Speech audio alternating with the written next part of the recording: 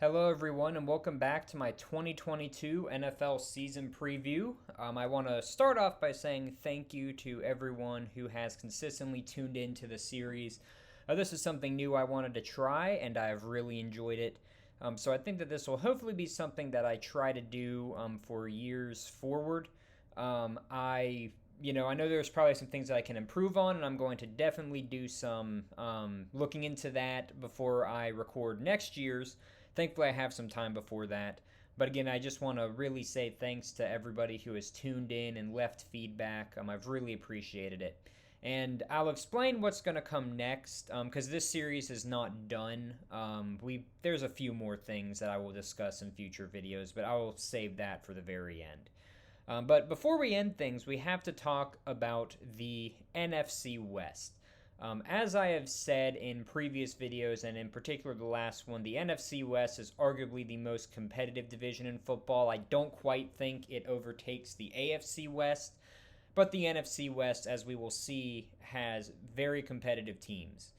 And I think, of course, the natural place to start is with not only the previous division champion, but the reigning Super Bowl champions, the Los Angeles Rams. So the Rams have a very interesting model of how they've built their football success, as it goes against sort of the logical path forward for your average NFL team. In years past, the model to achieve success has been get a franchise quarterback, make sure you have 2 or 3 all-star caliber or all-pro caliber players on the defensive end, and have a few good weapons, and make sure once those weapons get old, you quickly replace them with young new weapons for your quarterback. I think that has been the key to the New England Patriots dynasty when they had Tom Brady. You can look at other teams like the Packers and the Saints with Aaron Rodgers and Drew Brees as another example of that sort of mindset of how you build a franchise. The Rams pretty much said, we're not going to follow that, and said, we're in win now mode, and we are going to leverage our future to win now. And to their credit, that paid off. It started a few years ago when they acquired Jalen Ramsey from the Jaguars for a few picks, but it was really sort of capped off with, I think, 2 moves that happened last season: the Matthew Stafford trade and then the Von Miller signing. And I think that this team, again, this coming year is a perfect example of, they could repeat. I'm not going to say that they will, but I think there's a good chance that they could be back in the Super Bowl again. And I think most importantly, the Matthew Stafford trade paid off, and it is still paying dividends. I mean, if you can't have a good caliber quarterback, you're not going to win a Super Bowl, regardless of how good your defense is and how good your offense is. A quarterback is a position of need on any good Super Bowl team. And Matthew Stafford really proved this last Super Bowl that he is a winning quarterback. And the Rams decided to compensate him this year by continuing to surround him with great talent. Now, I think we have to start off by addressing the big loss, which was Von Miller. He is, of course, on the Bills.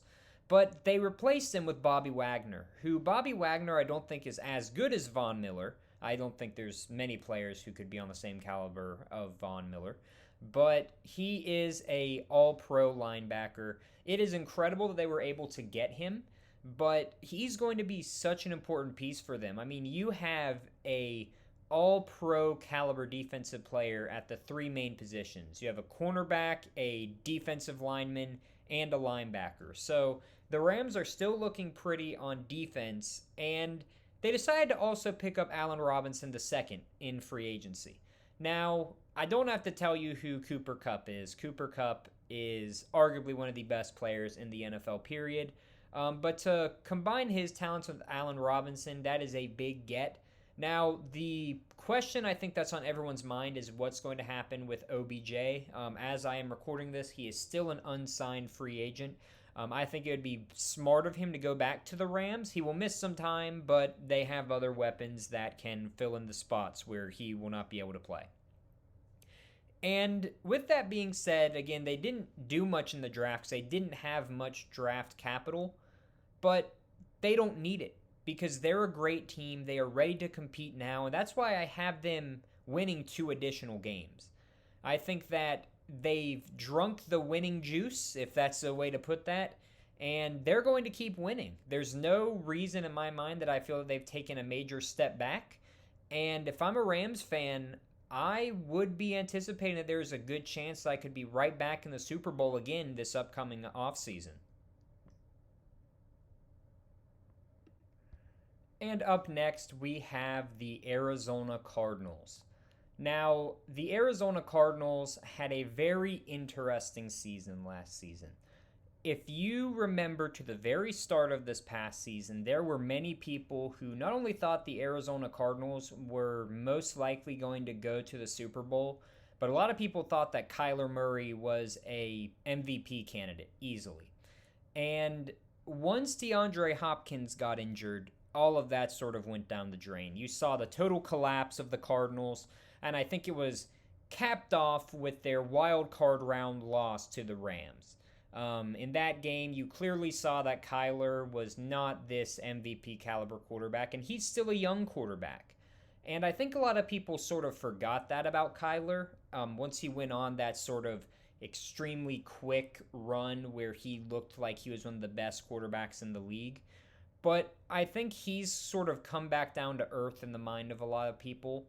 And I think that's important to remember, because this offseason has not been great for the Cardinals. I'm not necessarily talking about their acquisitions. I'm more so talking about the culture and the discussion surrounding them as a franchise.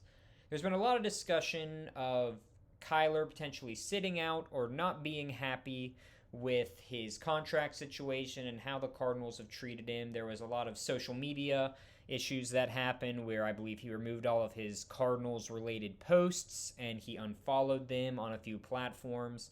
And that's just not a good look. And again, I think that shows, again, how sort of young Kyler is. But that doesn't take away his skill. And the kid does have skill, and the Cardinals have talent.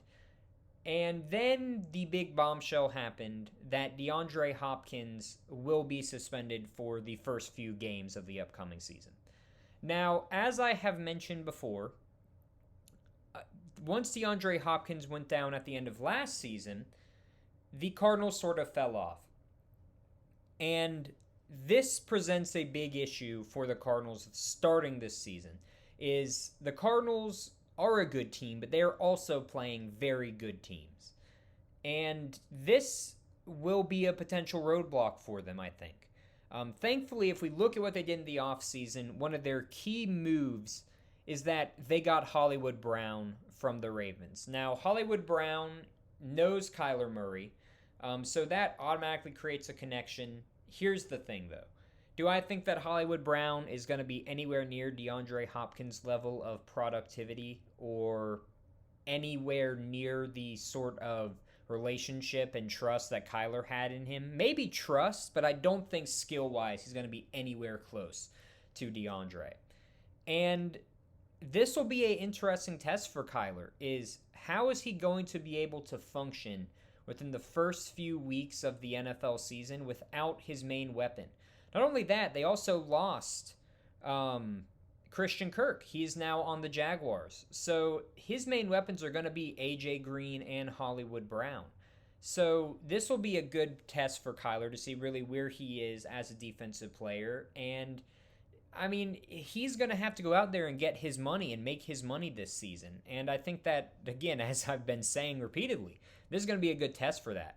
They also got Will Hernandez. I think that he has always been sort of a good O-line player. I think that his brother is a little bit better, but I think that Will is still a great guard. And I might be mixing up Will Hernandez with another offensive player. So if he does not have a brother, I apologize. But overall, again, the Cardinals had a decent offseason. A lot more of the bad moves were made in-house. But with that being said, I do have them losing 2 more games than they did last season. And that's not because of anything more than, again, I think there's going to be some growing pains this year. I think that Kyler is going to have to mature. I think that they're playing really good teams. But I think that they'll be okay. Now, do I think that they're good enough to get into the playoffs? I think possibly, depending on where the rest of the field falls. But it's going to be a stretch. And again, I don't know quite what else to say, but if I'm a Cardinals fan, I am hopefully optimistic, but I'm also aware that, again, my team has some growing pains, and the DeAndre Hopkins loss is going to be big. We're going to have to see how they can manage without him, and that will be really the tone setter for the rest of the Cardinals season. Up next, we have the San Francisco 49ers. Now, this team has been one of the most interesting teams, to say the least, in the past few NFL seasons. They went to a Super Bowl. Immediately the following season, had a lot of their key players get injured. And this previous season, they made it all the way to the conference championship. They knocked off the Packers, they knocked off the Cowboys, and the only team that could stop them was the Rams. And that sort of is a testament to how they are as a team. They are sort of the classic, extremely great defense and incredible offensive weapons. Now, I'd say they have more talent on the defensive side of things, but on offense, two players that we'll talk about later just rise above the rest of the NFL in terms of what they do for this franchise. The biggest question, of course, is going to be what is going on with Jimmy G. Now, as you all may or may not know, Jimmy G was not supposed to be the starting quarterback for the 49ers. He was going to be competitive with Trey Lance. Now, Trey Lance sort of had, I guess, a few growing pains, you could say, or it wasn't believed that he could be the starter. So he took over a lot. And again, Jimmy G has gotten a lot of slack for sort of his shortfalls as a quarterback, but he's always been consistent. And this season, I think this is really going to be Trey Lance's time to shine. And I think it'll be an interesting dynamic to see how he does and what happens with him. Another thing that has to be mentioned, which is unfortunate if you are a 49ers fan, is there is a lot of drama surrounding Deebo Samuel this offseason, who is one of the players that I said we will mention later. Deebo is arguably one of the most dynamic players in the NFL. He's not only one of the best wide receivers, he plays everywhere on the field. He's really a catch-all type of player. And there were rumors about him not being thrilled with what was going on in San Francisco and him wanting to leave. Now, as of right now, nothing major has happened on that front, and he's still a member of the 49ers. And I don't really foresee him leaving, because the 49ers are certainly not going to let that happen.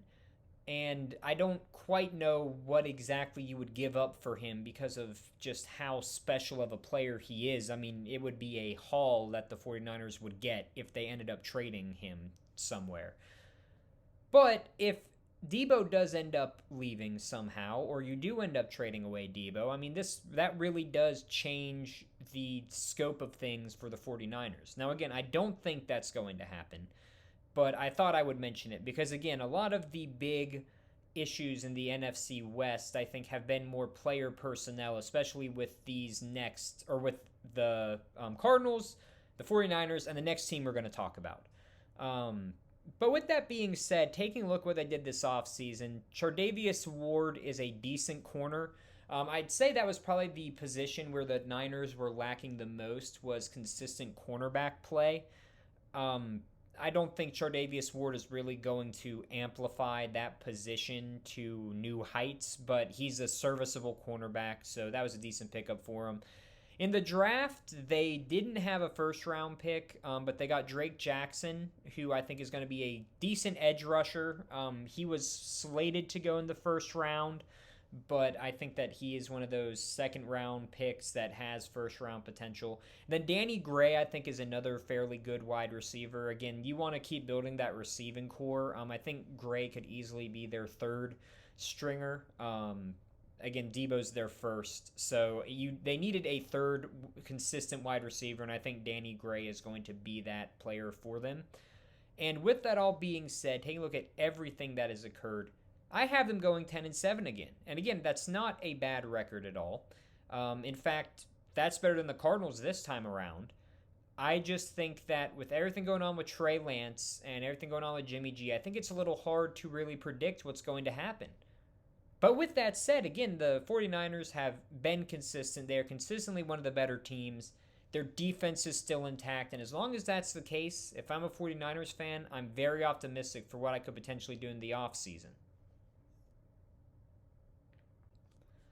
All right, last but certainly not least, we have the Seattle Seahawks. And this is the real team where the competitive discussion sort of tampers off. Now, if you were not aware, the Seattle Seahawks had a very disappointing season last season for nothing really on their own accord.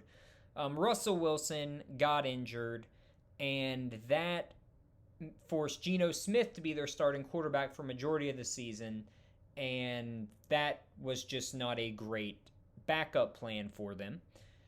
And by this offseason, as we've already discussed, Russell Wilson was traded to the Denver Broncos.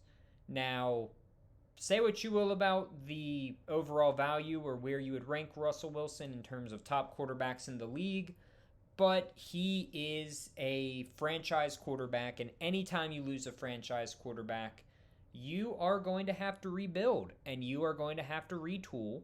And that is the phase that the Seattle Seahawks find themselves in right now, is they are building a new identity. And the interesting thing is their pieces aren't necessarily bad. It's just the pieces that they have in place and the real positions of need they have are really, really lacking in terms of talent. So again, as I mentioned, they missed the playoffs. And this is really, I think, what opened the door for the Russell Wilson trade. And I think it's important to talk about the two main players they got back in that Russell Wilson trade.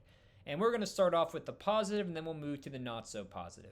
Noah Fant, I think, is a underrated tight end. I think that he has consistently been the best wide receiving option for the Denver Broncos of previous few seasons. And I think that he is going to be their long-term answer at tight end here in Seattle. I think that if there is probably out of the three players they receive, the current player, because again, a lot of the players that they'll get are going to end up being future firsts, or future draft picks, excuse me. I think Fant is the current player that they receive from that trade that has the most staying power. And I think he's going to be a big part of this offense this coming season. Now, Drew Lock is the player that I think has received the most scrutiny as a result of this trade, and it's not really his fault. Drew Lock has not been a great quarterback. He's also not been an awful quarterback. He has just sort of been one of those middle-of-the-road players who, if he's starting on your team, you're not thrilled, but you know could be worse. Do I think Drew Lock is an upgrade over Geno Smith? I really don't know. I'm leaning more towards yes. Regardless, he is the quarterback moving forward. They missed out on Baker Mayfield. I guess there's an off chance they trade for Jimmy G. I don't think that's the case because I think they're going to play it out and see how Trey Lance does before they pull the plug. But Drew Lock is your quarterback, and he's not going to win you many games in a competitive division like this. And that's sort of the unfortunate truth that Seahawks fans have to accept. Now, I will say, Charles Cross on the offensive line is an excellent draft addition. I will also say as well that there were other great offensive line acquisitions that they made during the draft, which I applaud because that was something that was always lacking with Russell Wilson. But again, you're starting to get the right pieces in place for a future quarterback, whoever that is, to step in and have decent pieces. Now, I also want to quickly mention DK Metcalf. There's rumors about him leaving. Again, I sort of put him in the same category as Deebo of I don't think that they're in any real hurry to try to get rid of him. But if they do, this sort of also changes the calculus, but not as much because DK is not as vital to the Seahawks' overall success as Deebo is to the 49ers. Now, I have the Seahawks going 5-12. Again, I think out of the teams that you would probably rank in the lower achievers of the NFL, they're probably near the upper echelon of them, but this is still not great. Again, I don't think the Seahawks are a bad team, but they are definitely rebuilding. And to be honest with you, I feel like I've said this for most of the other rebuilding teams, but I genuinely mean it for the Seahawks. Their future is bright, and if they can find a new, better, I hesitate to say better, but a new quarterback to replace the void that Russell Wilson left, I think they'll be back in the playoffs sooner than most think. And if I'm a Seahawks fan, I know that this season won't be great, but I'm definitely excited for what's to come. And with that being said, let's move on to my top 5 offensive players in the NFC West. My 5th best offensive player in the NFC West is Matthew Stafford, quarterback, LA Rams. 4,886 passing yards, 41 touchdowns, 17 interceptions, a 63.8 QBR, and an 80.7 grade from PFF. I think that Matthew Stafford's overall talent and the stats that he put up last season really got overlooked by the players that he had around him. But Matthew Stafford really showed out last season and proved that, again, he is a star quarterback. And I think something that you're going to see with these particular top 5s is that it's very difficult to rank these players because they're all very good. The NFC West has an insane amount of talent. And there are a few players that I contemplated putting above Stafford, but I just couldn't. And I think that Stafford is worthy of being in the top 5, and that is why he is my 5th best offensive player in the NFC West. My 4th best offensive player in the NFC West is Kyler Murray, quarterback, Arizona Cardinals. 3,787 yards, 24 touchdowns, 10 interceptions, a 57.3 QBR, and an 84 grade from PFF. Now again, it was difficult to put Kyler above Matthew Stafford, but as I mentioned beforehand, Kyler has a lot waning on him this season.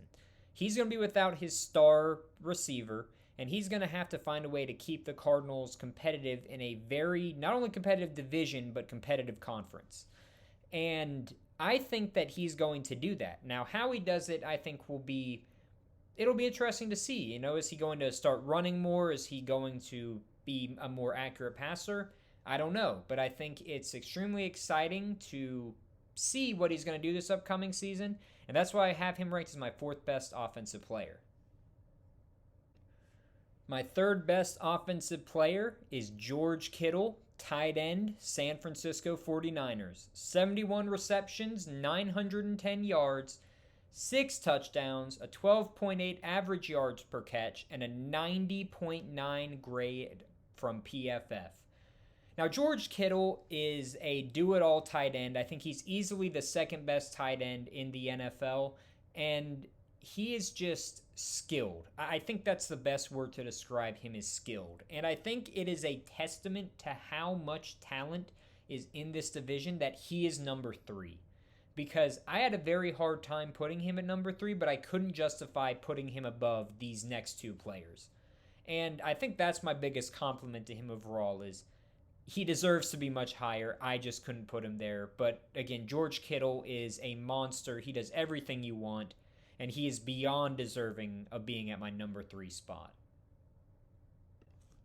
My number 2 offensive player in the NFC West is Deebo Samuel, wide receiver, San Francisco 49ers. 77 receptions, 1,405 receiving yards, 6 touchdowns, an 18.2 average yards per catch, and an 87.2 grade from PFF. As I said, Deebo Samuel is one of the most dynamic players in the NFL. He receives, he runs, he is a do-it-all player on the offensive side of the ball.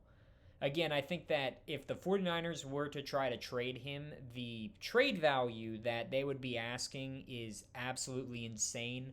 And I think that just goes to show you, again, how teams really view Deebo. He's more than just a wide receiver. He is really not only a face of your franchise, but someone who is going to help you get to the playoffs. And there's just one player that I had to rank above him, but again, Deebo is more than deserving of being here at the number 2 spot.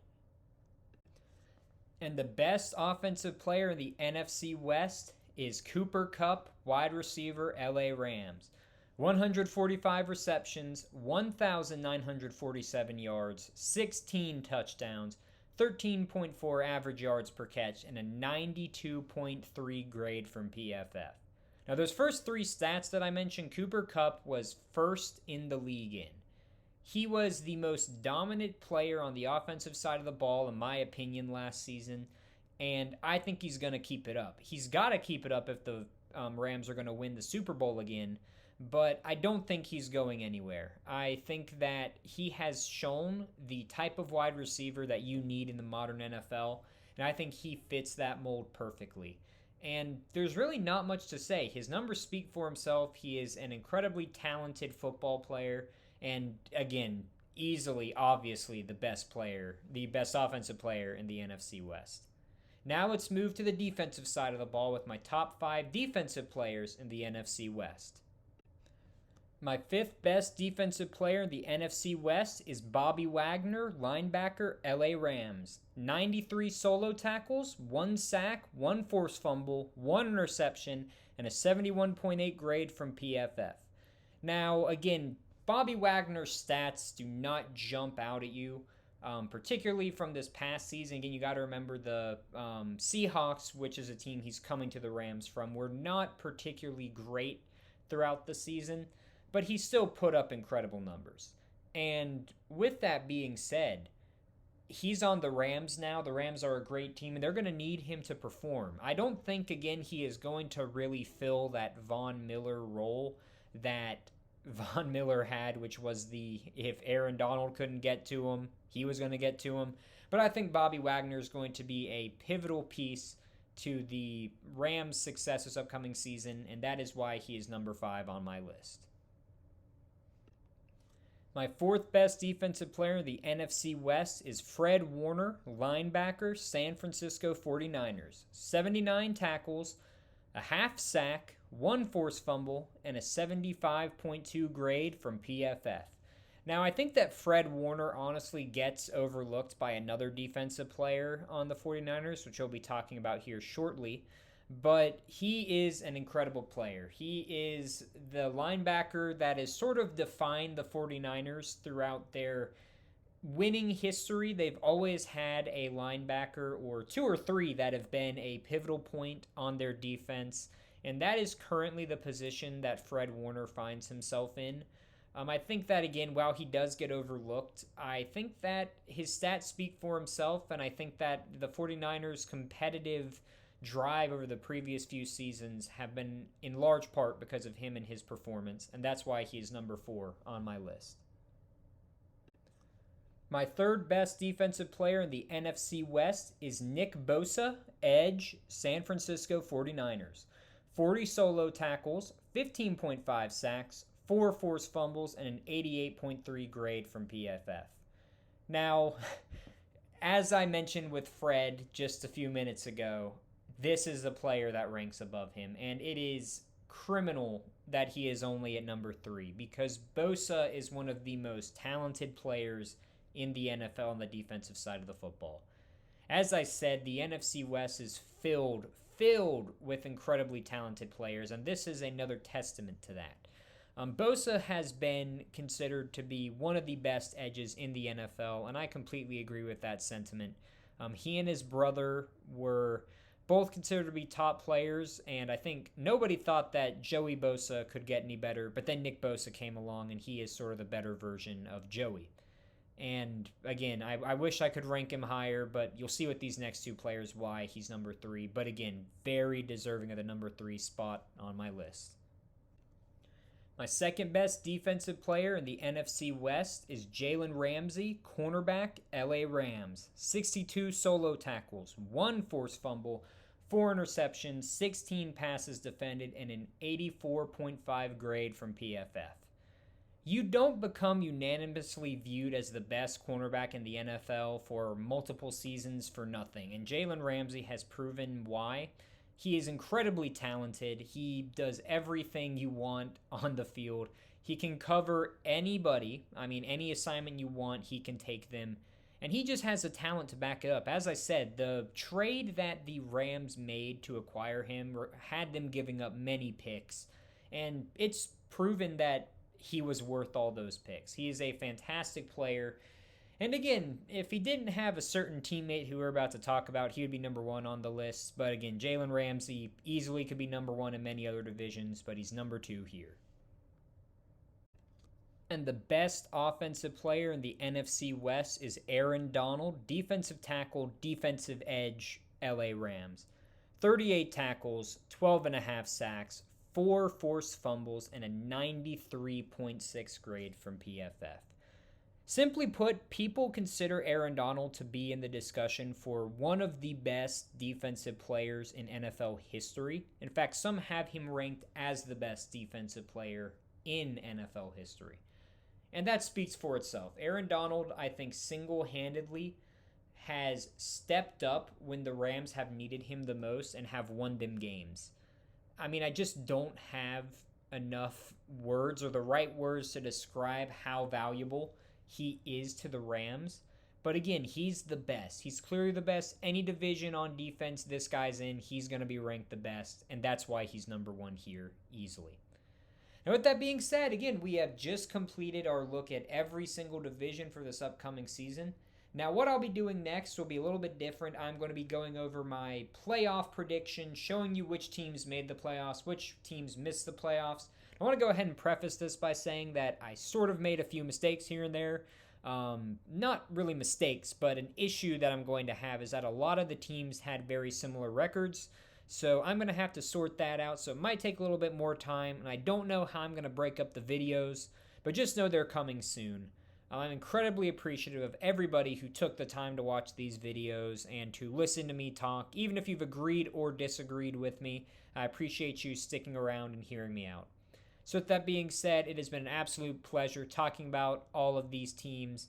I look forward to going over my playoff predictions here real soon. I will see you guys whenever that is.